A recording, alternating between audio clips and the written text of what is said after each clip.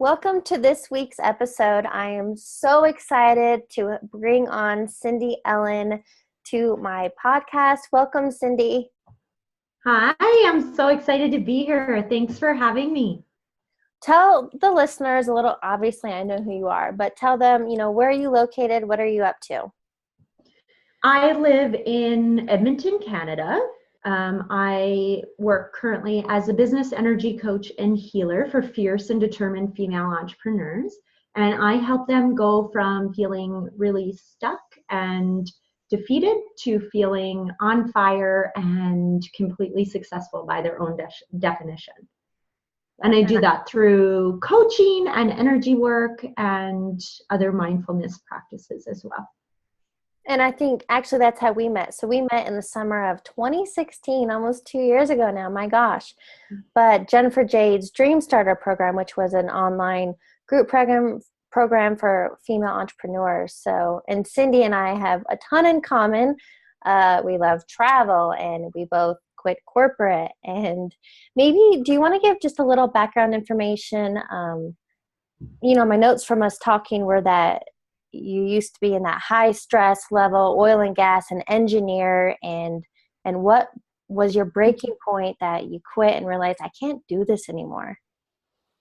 Yeah, that's a really great question. So like you said, I graduated university 2008. I graduated with a degree in petroleum engineering, and I was really successful right off the bat. I went into a role working on an offshore platform.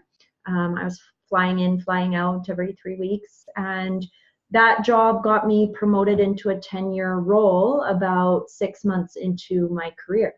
So, and that was wonderful, and I'm very grateful for that experience. And then I ended up moving on to some onshore projects, and I started to notice that no matter how hard I worked or how successful I became, I was still generally not very happy. And ultimately what ended up happening was, I think it was 2014, I started working underneath somebody that I personally felt like as a female that I shouldn't be in the role that I was in.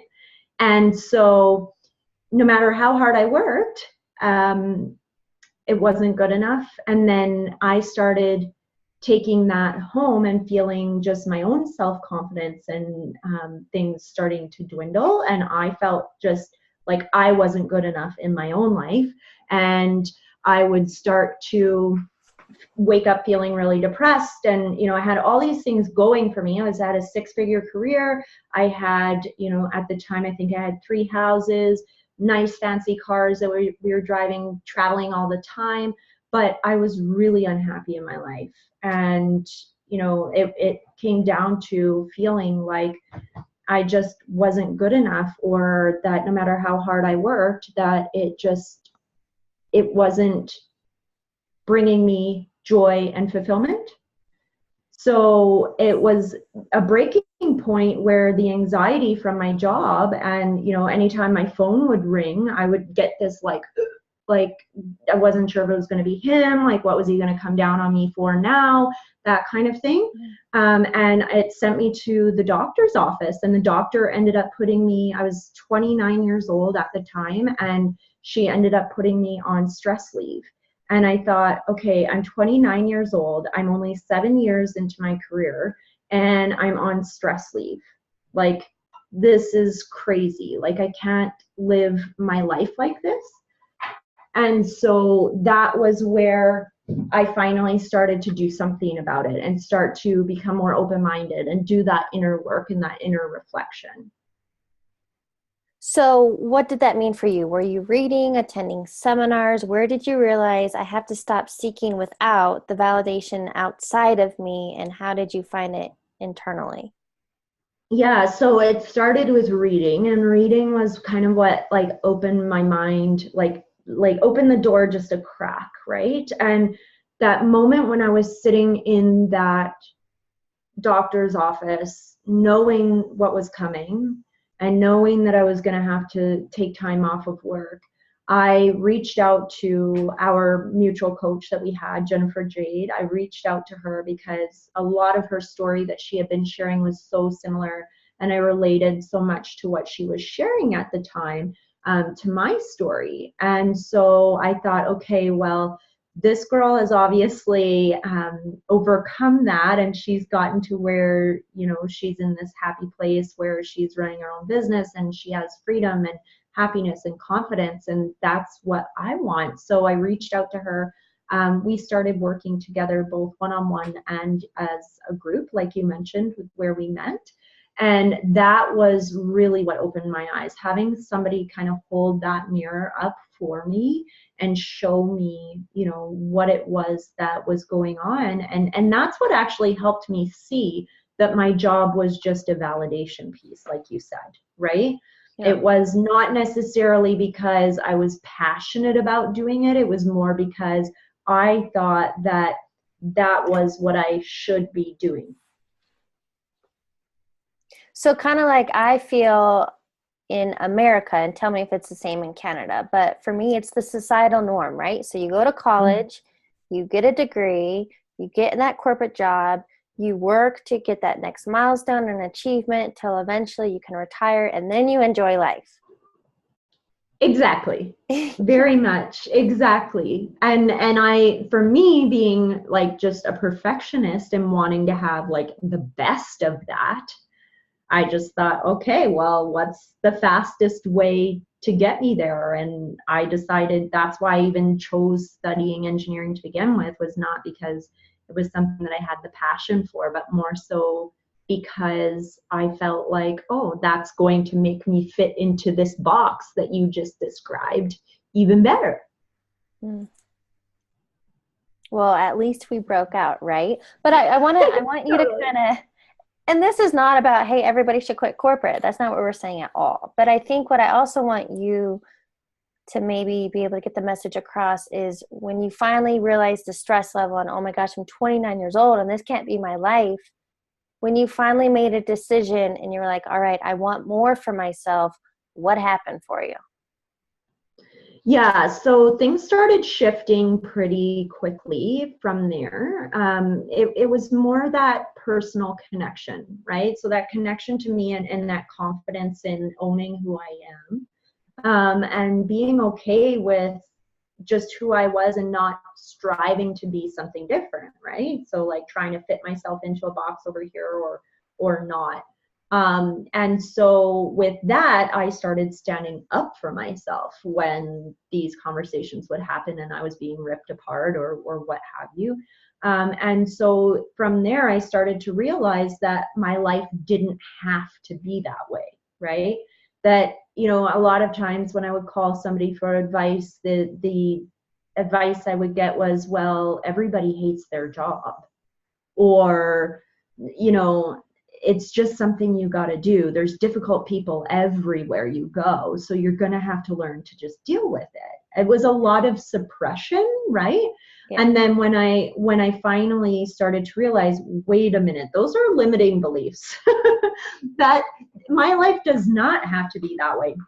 Things started shifting, and so I had decided in that moment, shortly after that visit to the doctor, that I would be out of that job by June 30th of 2016. And I believed that with every ounce of my being. I had it written everywhere. Like there was like sticky notes plastered all over my office. And I'm sure it was like the first thing I thought about in the morning and the last thing I thought about before I went to bed was like, this is going to be my last day. And the interesting thing that ended up happening was, you know, I was building my business for about 6 months, and I was coming up on that date of where I would have had to give my notice to be done by that June 30th. And what happened was the day before I had to put in my notice, my boss and the HR lady actually came in and laid me off with a 6-month severance package. So I had full pay for 6 months. And that was just like the capital that I needed to just finally focus and get my business up off the ground. So it was really amazing at how that turned around for me. And I love it because it's an amazing example of jump and the net will appear. So you had an idea, June 30th is happening. I'll figure out money. I don't know. I'll figure it out. And then the day before, you get laid off with a 6 month. I mean, it couldn't have gone any better. Yeah, I know, right? Oh, that's Yeah. awesome. Yeah, it was amazing. So it was like one of those things I still look back on, and like I was a bit upset because, you know, ego is trying to be like, how dare you? But Yeah, at wait, the I same was time, quitting. yeah, that was my job. I was going to do that. But at the same time, I think the universe was also saying, we don't think you have the balls to do it on your own. So we're just going to help you out. Yeah. So Yeah. what could you say to a listener that maybe is newer to this, or is the message, I kind of have a general theme of it's let go, let flow, but how do you describe circumstances that have happened in your life that have set you up way grander than you could have imagined? Yeah, and there's one other thing that I really want to share that has nothing really to do particularly with leaving corporate in general, but I think it's just another example that adds to what we just talked about. Was when I first started dating my husband, we were living in different cities. So we lived about 3 hours apart. I had a really successful job in the city I was living in, and he had a very, very successful job in the city he was living in. And so for a year and a half, we drove back and forth every single weekend, one or the other of us. And you know, it became tiring after a while. Yeah. And we were both very stubborn people. So I was like, well, there's no jobs for me in your city. And he was like, there's no jobs for me in yours. So we were at this stalemate. And we actually broke up for about a month. And finally, I gave in and I said, all right, I'll find a job in your city. And really, when you look at, like, you know, we were starting at the downswing of an economic downturn, layoffs were happening. And not only that, but like my degree is in something pretty specific, which primarily the jobs are not in the city that he was living in. And so, but I just made up my mind. I was going to find one no matter what. And so I made that decision and I started to look. And within a week, I was handed a severance again.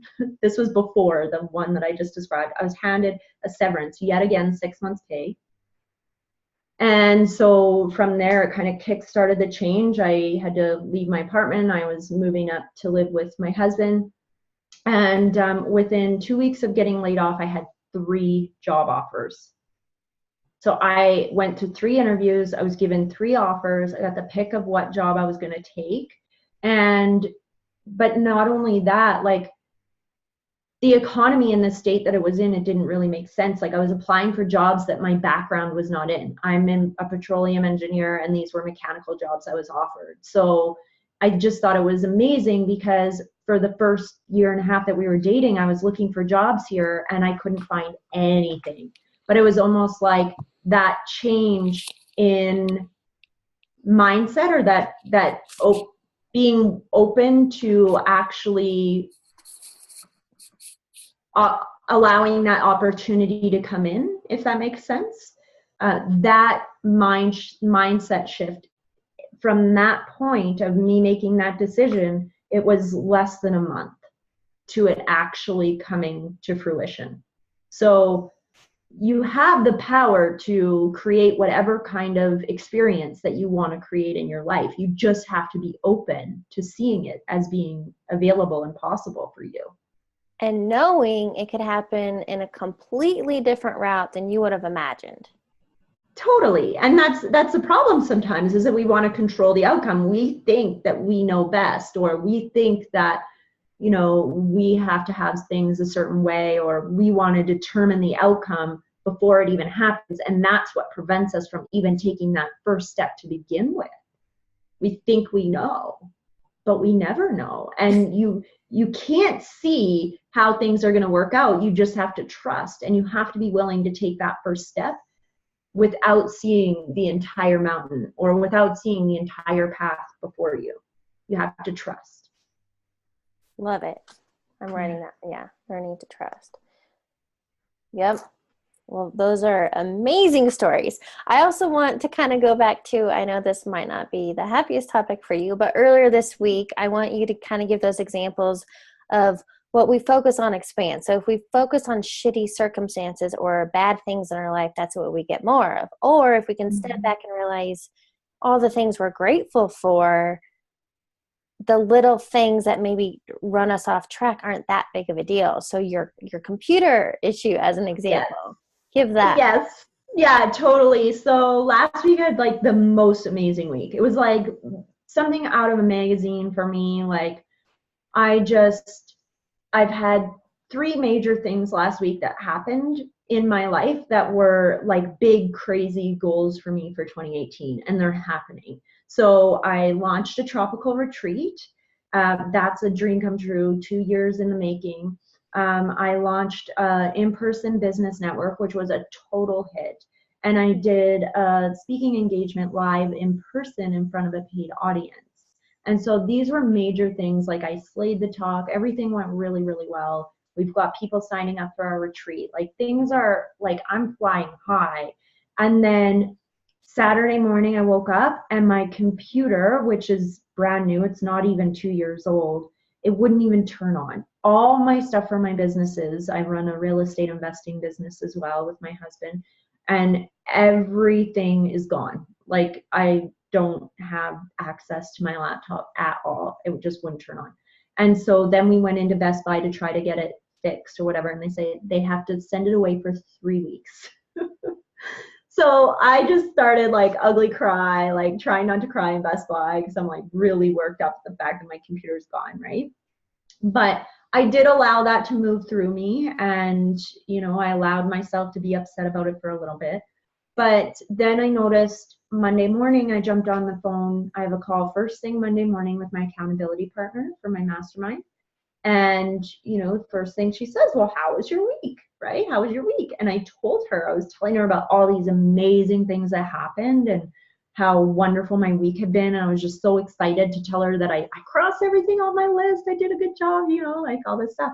And that allowed me to go back into this week on a high note. I had like the most amazing day yesterday. I've, got some speaking engagements that are coming down the line that have resulted from my Friday night talk and all these other wonderful things. And so, yeah, it's still crappy that I don't have my own computer, and now I've borrowed my husband's, and that's what I'm on right now, and that's unfortunate, but I'm still pushing forward and things are still going really well. And I think if I were still in that place of feeling really sorry for myself about my computer, then I wouldn't be grateful for all the amazing experiences that I had last week. And not only that, but more opportunities are flowing my way this week already. I mean, I'm on the phone with you. We're doing a podcast today, and I had another podcast interview there yesterday, and all these other amazing opportunities that are presenting themselves.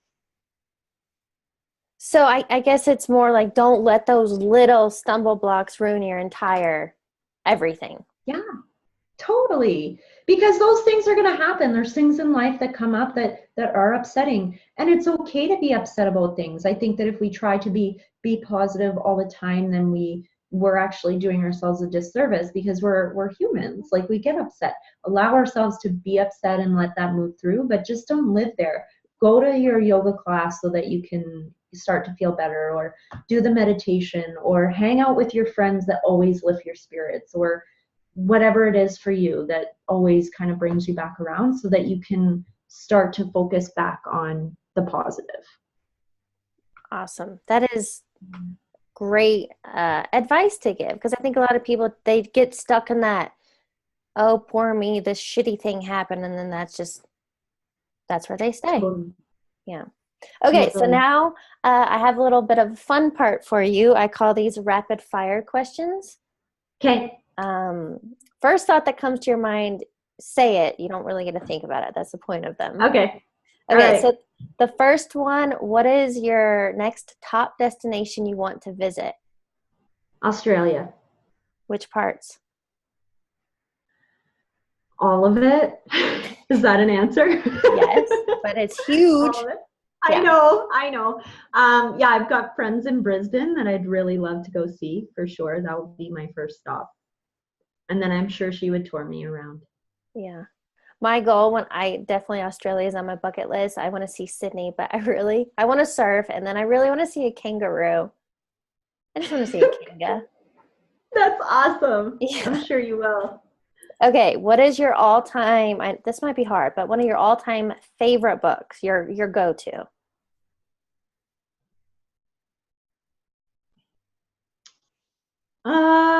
Honestly, right now I'm gonna have to say I'm vibing on Gabby's new book. A little plug for Gabby. Judgment Detox. Have you read it? Did you get I'm it? reading it. I'm reading.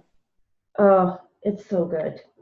I love everything Gabby Bernstein. You know that.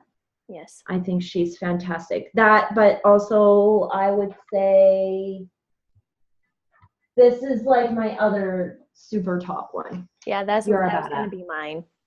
You are a badass. Yeah. Yeah, I mean, that's Jen Sincero, she's so blunt and funny and it's based on A Course in Miracles, but it's just how, dumbing it down to everyday people. It's awesome. yeah. I love it. I actually reread it recent. Okay, number 3. Yeah. If you were to name the chapter in your life right now, what would it be? That's a hard one. I like what comes to mind is love and flow. I like that. That's like the first thing that came to my mind. Okay, write that down. So that's what it is. And then finally, what is a quote that inspires you? Do what you have to do until you can do what you want to do.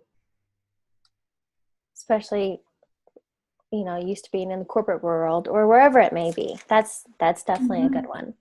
If Yeah, listeners, it's an Oprah quote, I think. really? Do it. Yeah, I Okay. think so. Love Oprah. If listeners want to get a hold of you, and I'll put it in the notes below, but where can they get a hold of you?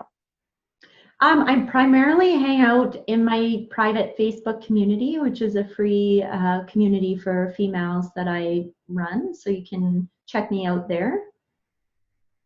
Okay. And then your website? Cindy-ellen.com. Awesome. And again, I will include those in the links. Cindy, thank Okay. you so much for your time and joining us today. I loved our chat as always. Yes, thank you so much for having me. I'm so excited to be here. Awesome. Well, enjoy the rest of your week. Yeah, you too.